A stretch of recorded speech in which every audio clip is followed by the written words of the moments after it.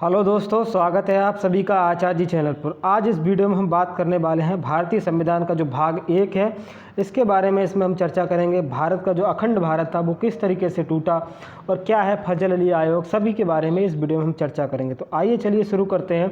संविधान का जो भाग 1 है, इसका आर्टिकल 1 कहता है कि भारत अर्थात इंडिया, भारत और इंडिया जो है दोनों ही संविधान के भाग में लिखे गए हैं। आर्टिकल 1 में भारत और इंडिया दोनों लिखे गए, लेकिन हिंदुस्तान का जिक्र जो है भारतीय संविधान में नहीं है।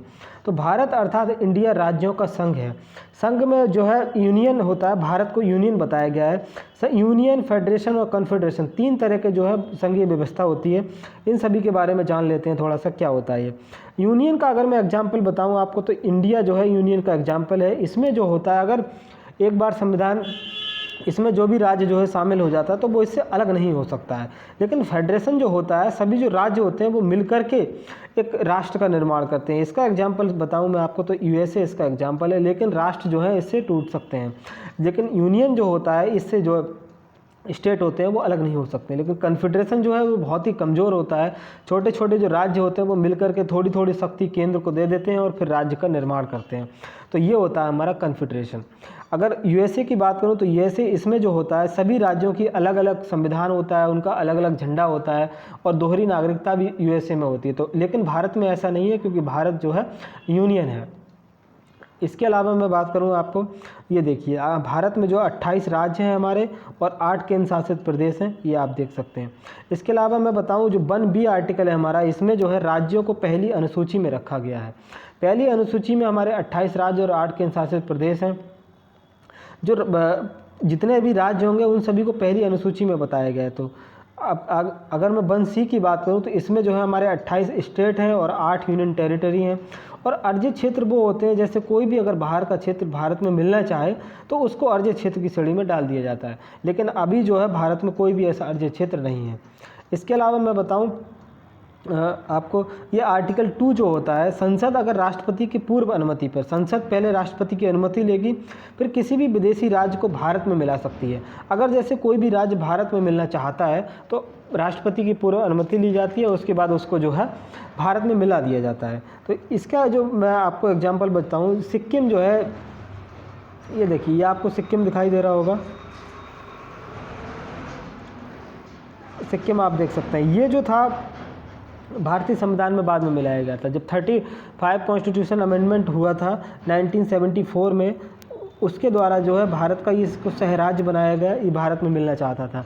उसके बाद इसके बाद एक 36 कॉन्स्टिट्यूशन अमेंडमेंट हुआ 1975 में। इसके बाद सिक्किम को 22वां राज्य जो है घोषित कर दिया गया।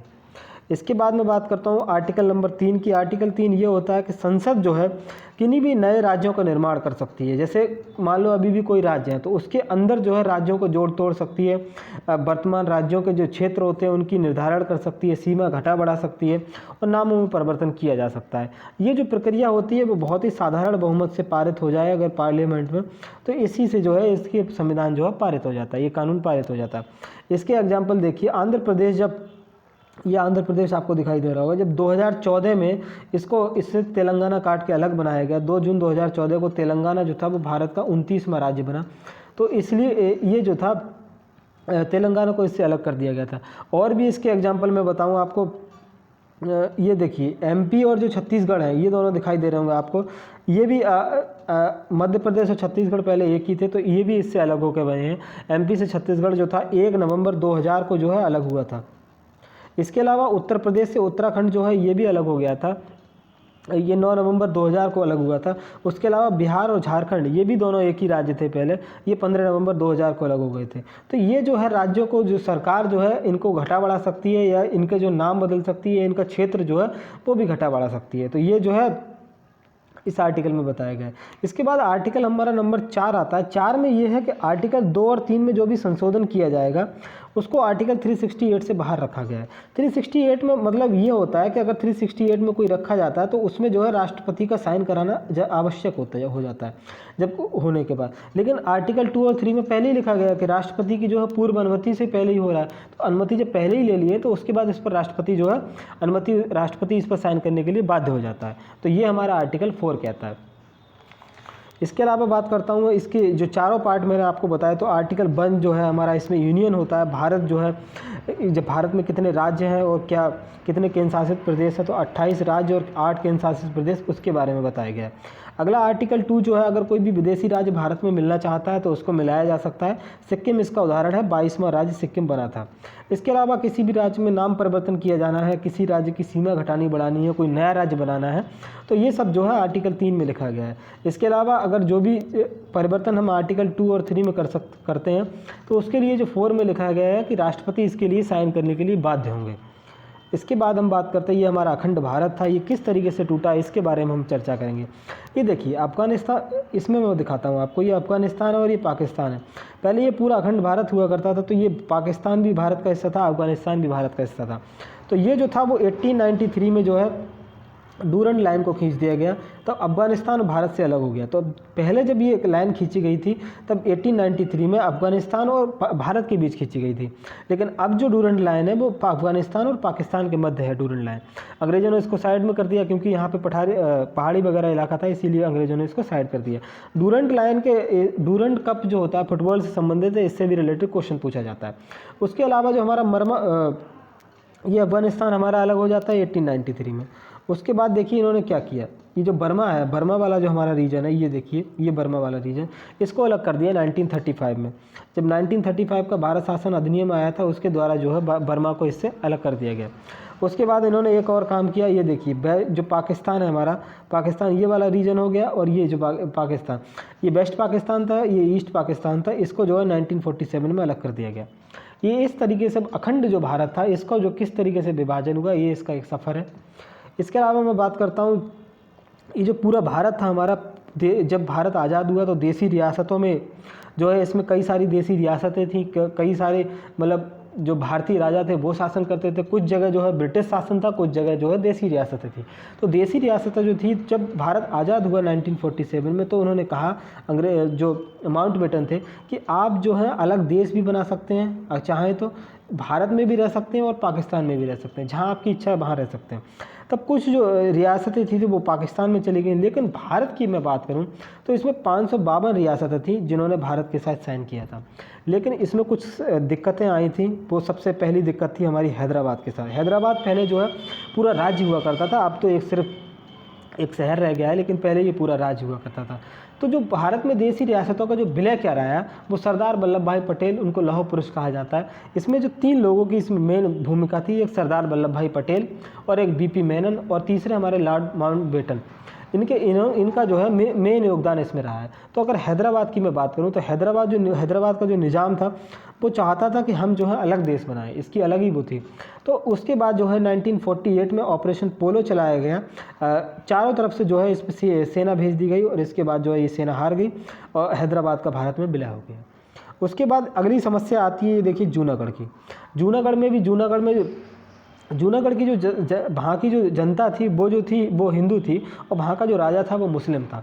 तो जो राजा था वो चाहता था कि हम पाकिस्तान में विलय हो जाएं, लेकिन जो सरदार वल्लभ भाई पटेल ने यहाँ पर जो है जनमत संग्रह करा दिया। जनमत संग्रह में जो है जब जनमत संग्रह हुआ तो वो लोग जो है हिंदुस्तान में आना चाहते थे, तो इसका भी जो है विलय जूनागढ़ का हिंदुस्तान में हो गया। समस्या बचती थी जम्मू कश्मीर की। जम्मू कश्मीर के साथ समस्या ज़्यादा हो गई थी, क्योंकि यहाँ की जनता तो मुस्लिम थी, लेकिन यहाँ का जो राजा थे, राजा हरि सिंह, वो हिंदू थे। इन्होंने कहा कि हम जो है ना तो हिंदुस्तान के साथ मिलेंगे ना ही पाकिस्तान के साथ मिलेंगे, हम जो है अपना अलग राज्य बनाना चाहते हैं। तो इनको जो है अलग राज्य बनाना था। जब अलग राज्य बनाने की बात आई, ये जम्मू कश्मीर वाला हमारा, तो अलग राज्य, तब पाकिस्तान जो है जब भारत आज़ाद हुआ उसके बाद यहाँ पे आतंकवादी घुसा दिए यहाँ पे, तो आतंकवादियों ने जो है इस पर हमला कर दिए। तो फिर जो महाराजा हरि सिंह थे वो पंडित जवाहरलाल नेहरू जी के पास पहुँचे, तो उन्होंने तब सरदार वल्लभ भाई पटेल ने कहा कि आप जो है एक्सेशन पे साइन कीजिए कि आप जो है भारत के साथ हैं, आप भारत के साथ रहना चाहते हैं। तब जो है जो विलय पत्र था उस पर साइन कराया गया 1947, 26 अक्टूबर 1947 को। तब जो है जो रीजन था, जो पीओके वाला रीजन था, वो पाकिस्तान के पास चला गया। बाकी का जो रीजन है वो भारत के पास है। हम जो है अभी भी जो पीओके का रीजन है, अक्साई चीन, ये सभी को जो है भारत का हिस्सा माना जाता है। इसके अलावा हम बात करें, ये देखिए पूरा का पूरा भारत का ये हो जाता है नक्शा। जब ये भारत पूरा आज़ाद हुआ था तो इसमें जो है समस्या ये थी, कुछ जो थे वो ब्रिटिश प्रोविंस थे और प्रिंसली स्टेट देसी रियासतें थी, कुछ बड़े शहर थे और कुछ यूनियन टेरिटरी थे। उसमें यूनियन टेरिटरी में जो केंद्र शासित प्रदेश थे उसमें अंडमान और निकोबार ही था। तो जो ब्रिटिश प्रोविंस जो थे जिन पे ब्रिटिश ने राज्य किया था वो 9 राज्य थे और जो देसी रियासतें थी वो 9 थी और बड़े शहर जो कि बड़े बड़े शहर जैसे बीकानेर पर राज किया तो वो 10 कमिश्नरी स्टेट थे। उसके बाद जो है यहाँ पर एक समस्या ये हुई कि यहाँ पर एक एस के धर आयोग आया। एस के धर आयोग ने ये कहा कि जो भाषाई आधार पर जो है राज्यों का विरोध हुआ, भाषाई राज्यों पे जो है भाषाई आधार पे जो है राज्य बनाना चाहते थे तो उसका जो है विरोध हुआ। एस के धर आयोग पहला आयोग बना था। उसके बाद जेबीपी आयोग बना। जेबीपी में हमारे जवाहरलाल नेहरू जी, वल्लभ भाई पटेल और पट्टाभी सीतारमैया ये 1948 में आया। तो इसमें जो था ये कहा गया कि ये जो भाषाई आधार पर जो है राज्यों का विभाजन नहीं होना चाहिए। लेकिन दिक्कत ये हुई कि 1952 में ये जो हमारा मद्रास वाला रीजन है, ये आप देखिए, ये जो तमिलनाडु है ये पूरा मद्रास वाला रीजन था। ये जो तमिलनाडु, ये तमिलनाडु और आंध्र प्रदेश जो पहले पूरा मद्रास में आता था। तो जो पेट्टू श्री रामलू थे वो वहाँ के वो जो चाहते थे कि हम जो हैं तमिलनाडु वाले तो तमिल बोलते हैं और जो आंध्र प्रदेश वाले हैं वो अपनी तेलुगु बोलते हैं। तो ये जो यहाँ के पेट्टू श्री रामलू थे उन्होंने कहा कि हम जो है तमिलनाडु के साथ नहीं रहेंगे। तो तमिलनाडु के साथ नहीं रहेंगे, वो जो है भूख हड़ताल पे बैठ गए। तो जब 56 दिन की भूख हड़ताल हुई उसके बाद ये इनकी मृत्यु हो गई। उसके बाद बगावत चालू हो जाती है भारत में। तो पंडित जवाहरलाल नेहरू ने पहला भाषाई आधार पर राज्य बना दिया। 1 अक्टूबर 1953 को आंध्र प्रदेश को पहला भाषाई आधार पर राज्य बना दिया गया। आंध्र प्रदेश जो था भाषाई आधार पर बनने वाला पहला राज्य बना। उसके बाद जो है सभी जगह जो है बगावत होनी चालू हो गई। महाराष्ट्र वाले मराठी बोलने वाले महाराष्ट्र चाहने लगे, गुजराती बोलने वाले गुजरात चाहने लगे। इसके बाद जो है एक फजल अली आयोग बैठा। फजल अली आयोग जो था इसमें 3 सदस्यीय समिति थी। इसका गठन जो है 1953 में किया गया और 1956 में इसने रिपोर्ट सौंपी। और इनका यह कहना था कि राज्यों का जो गठन है भाषाई आधार पर ही होना चाहिए, लेकिन ऐसा नहीं होना चाहिए कि एक राज्य में एक ही भाषा रहे, कि मतलब अगर कोई भी भाषा बोलने वाला हो गया तो वो किसी भी राज्य में रह सकता है, ऐसा इनका कहना था। लेकिन जब इनकी सिफारिश मानी गई तो इसमें 7वां संविधान संशोधन 1956 हुआ। उसके बाद जो है भाषाई आधार पर राज्य बने। इसमें जो है 14 राज्य बने और उस समय जो है 6 केंद्र शासित प्रदेश बने। तो ये था जो हमारा अखंड भारत था वो किस तरीके से आगे बढ़ा, ये सब चीज़ें जो इसमें मैंने बताई आपको। दोस्तों मिलते हैं किसी अगली वीडियो में। Thank you.